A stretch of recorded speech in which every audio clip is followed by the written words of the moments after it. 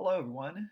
Today we move from the decade of the 1960s to the end of the 60s and into the 1970s with one of the most influential presidents of 20th century American history, and this is the presidency of Richard Milhous Nixon.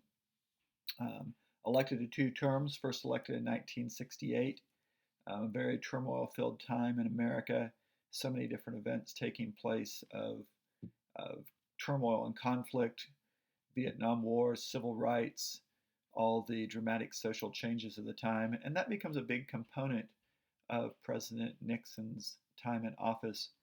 Um, when he was elected, one of the reasons why he was elected was his promise to end the war in Vietnam, which he did um, at least attempt to do in some ways. But his concern was that if the United States pulled out of South Vietnam, then the communist forces from the north were going to win, and so he was reluctant to pull out completely, which led to him making the decision to expand the war secretly into the neighboring countries of Cambodia and Laos, which was being done to try to prevent communist forces from moving supplies and forces into the South more.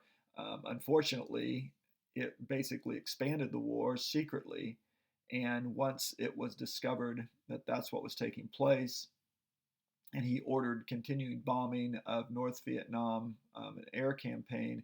It led to dramatic protests again in the United States. One of the most famous ones, of course, would be, if you've seen this image before, this is from the Kent State shooting at Kent State University in Kent, Ohio, where anti-war protesters were protesting on campus, and the Ohio National Guard was called out, and National Guardsmen fired into the crowd of student protesters and killed four student protesters, wounded others.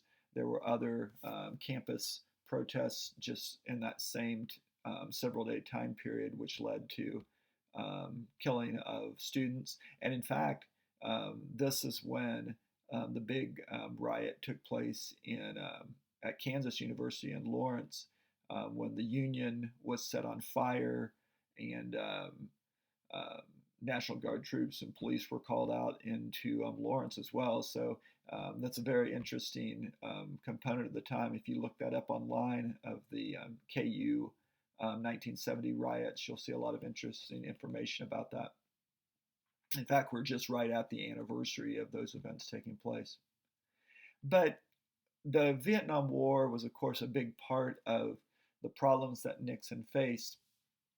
But one of the key things that Nixon is also responsible for is a dramatic change in the political party strategies of both the Republican and the Democratic Party.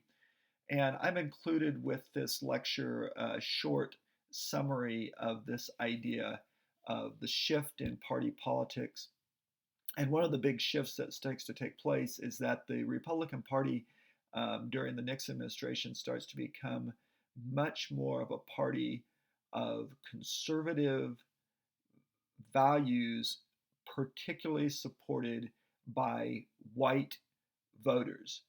And part of that was part of the Nixon campaign election strategy, which figured out basically that a lot of the white Southern voters who were conservative and opposed to civil rights laws that were being passed were ready to shift from the Democratic Party and go a different route.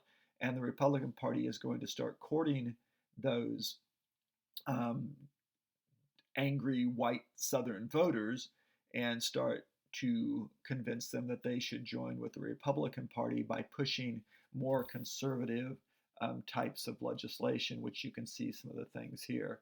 I'm not sure if you're familiar with school busing, but that was a movement in the 1970s to integrate schools by transporting white students from predominantly white parts of towns to schools in predominantly black parts of towns, and transporting black students, predominantly black parts of towns, to predominantly white parts of towns to try to encourage, I guess, mandate integration in schools, which were generally segregated because of where people lived in communities. That whole idea of de facto segregation, where people are segregated by where they live in a town.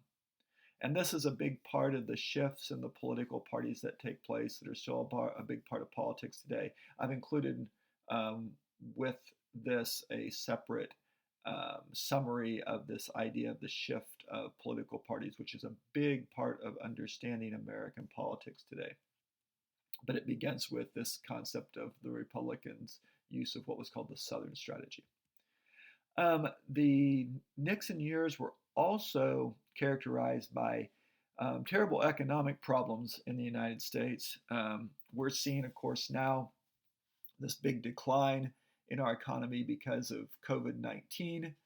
The 1970s was also a period of bad economics in the United States. You can see the problems that we had: high unemployment at about 10%, high inflation rates of about 8%, and interest rates were just sky high, 21%, which is unbelievable if you think about like what interest rates are now. Like you can get a home interest rate now generally for probably less than 4%. But I know that my parents' home loan was somewhere like around 14%, which is crazy when you think about it today.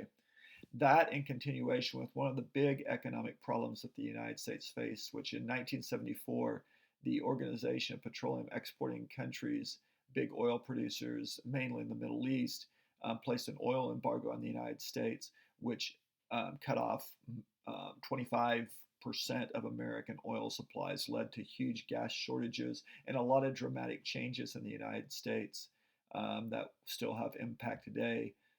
This is when mile per gallon standards were set for US vehicles. There had never been any before. And actually, I don't know if you know this, but the speed limit was set at 55 miles per hour on US highways. And that lasted for about a decade, if you can imagine the speed of driving 55 on like an interstate highway, quite a bit different than today's speed limits. One of the things that may be surprising to a lot of people about President Nixon is that he was a very strong supporter of environmentalism. The 1970s were a big period of environmental activism coming out of this cultural changes of the 1960s. And you can see the things that were all created during the Nixon years. The EPA was created, the passage of the Clean Air Act, Clean Water Act, the Endangered Species Act. They started regulation of the amount of pesticides and the types of pesticides that could be used, and insecticides.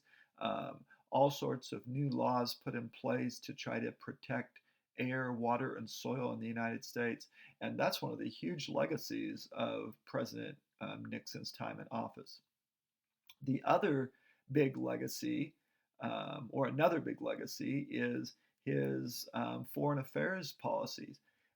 Nixon was president at a time that the United States was really starting to reevaluate our relationship with the communist world. You know, during this period of the Cold War, tensions were still very high going into Nixon's years in office.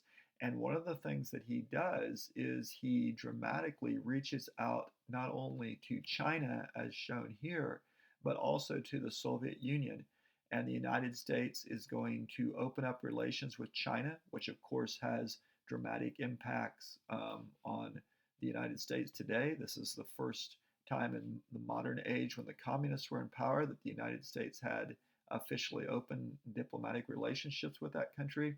And also, we began to limit the numbers and types of nuclear weapons that both the United States and the Soviet Union were producing, to get to a point where we were trying to slow down the arms race. Things did not completely go away in terms of the conflicts between our countries, but the fact that Nixon was able to reach out to two of our biggest enemies and competitors was a major part of his success as president. The entire time period is referred to as a period of détente, which means a lessening of tension. And so that combined with his environmental policies really seemed like some um, really important changes and improvements in the United States. But the other thing that we really have to think of with Nixon is the fact that he is the only president to ever be forced to resign from office. And all of that is connected to the Watergate um, investigation and scandal. And ultimately, I'm going to summarize this real quickly. You can read through the slides here. But I have attached a short documentary that explains Watergate with this as well.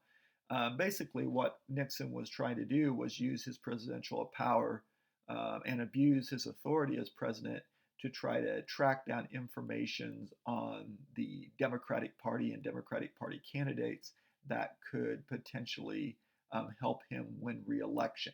He was elected in 1968 and then ran for office again in 72 and was reelected in 72. It was during that election campaign that the big scandal took place. He authorized secret workers that work for him, known as the plumbers, to put wiretaps and microphones in the Democratic Party headquarters in the Watergate building, where the National Democratic Party headquarters were located. And that's why it's called the Watergate scandal. He eventually is connected with this action taking place because the people that planted the microphones were caught by Washington, D.C. police, and they were then all connected to President Nixon, including secret recorded conversations that connected Nixon to knowing exactly that this event was taking place and that he had authorized the plumbers to do these things, and also that he had ordered the CIA to block the FBI's investigation of what was taking place.